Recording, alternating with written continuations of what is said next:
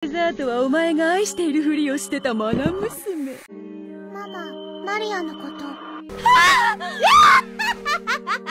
Kali ini kita bakal ngebahas soal satu sinopsis dari anime horor yang mungkin aja bisa ngebikin kalian merasakan yang namanya ketakutan. Nah, buat kalian yang emang suka sama anime-anime dengan tema kayak gini, siap-siaplah karena kita bakal ngebahas Umineko no Naku Kokoro ni.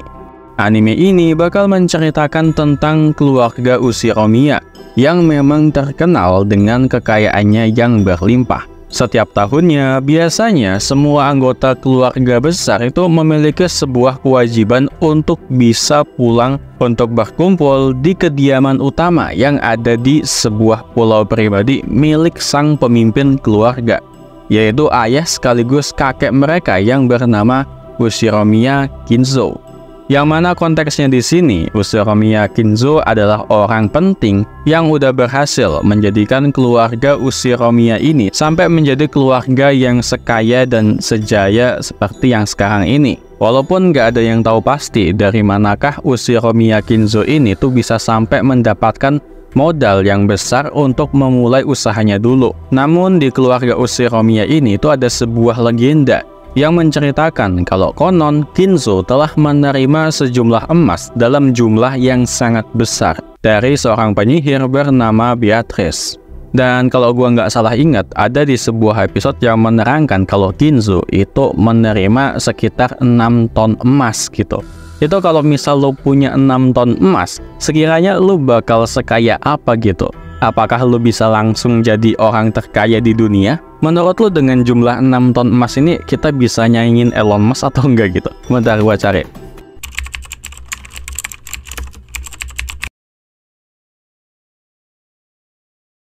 Aduh, nggak bisa ternyata. Kalau dia bandingin Elon Musk itu, ya setengahnya aja itu nggak ada. Jadi ya, walaupun nggak bisa langsung nyaingin Elon Musk, tapi seenggaknya kita langsung jadi orang terkaya lah, istilahnya kayak gitu. Dan balik lagi ke sinopsis animenya. Dalam pertemuan seluruh anggota keluarga kali ini, selain tujuannya adalah untuk mengunjungi sang ayah, kali ini mereka pun juga datang untuk mendiskusikan soal pembagian warisan keluarga. Yang mana memang saat ini diketahui umur dari sang kepala keluarga itu udah nggak lama lagi. Namun ternyata di saat yang bersamaan pun ternyata semua anak-anaknya ini tuh malah lebih memilih buat sibuk mendiskusikan soal pembagian warisan. Sampai pada suatu waktu, mereka pun mendapatkan sebuah kiriman surat dari seseorang yang nggak diketahui.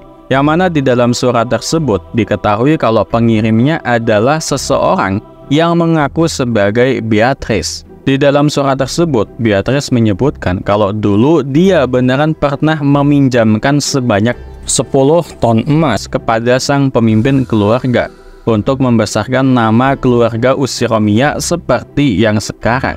Dan sesuai dari perjanjian awal, setelah kontrak di antara mereka ini tuh telah selesai, kini tibalah saatnya Beatrice untuk mengambil kembali semua emas yang dulu pernah diberikan kepada sang pemimpin keluarga.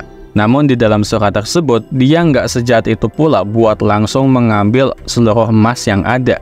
Karena di sini dia pun juga telah membuat kontrak kepada sang pemimpin keluarga, yang mana sebelum nanti Beatrice itu mengambil semua emas yang ada, kali ini semua ahli waris yang ada itu diwajibkan buat ikut ke sebuah perlombaan, yaitu untuk mencari semua emas yang ada yang tersimpan di suatu tempat di pulau tersebut. Dan permainan ini itu juga bakal dibatasi dengan kurun waktu tertentu, yang mana kalau dalam kurun waktu tersebut nggak ada yang berhasil menemukan emasnya, maka kembali ke kesepakatan di awal tadi, si Beatrice ini bakal mengambil semua emas yang pernah dia berikan.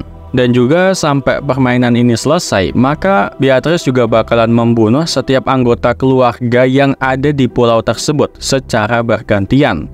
Jadi makin lama emas nggak ditemuin, makin banyak juga anggota keluarga yang bakal dibunuh. Dan tentunya mereka pun juga nggak bakalan bisa lolos dari permainan ini.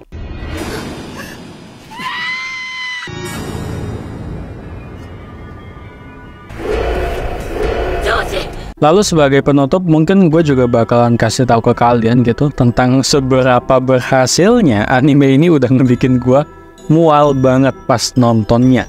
Yang mana untuk episode 1 sampai 10 sih sebenarnya gue masih oke-oke aja gitu. Dan cuman nganggep kalau anime ini ya anime horror yang ceritanya ya biar aja gue kira. Cuman setelah sampai di bagian akhir episode 11-nya, disinilah gue berpikir kalau ternyata kayaknya mungkin gue salah nonton anime ini deh.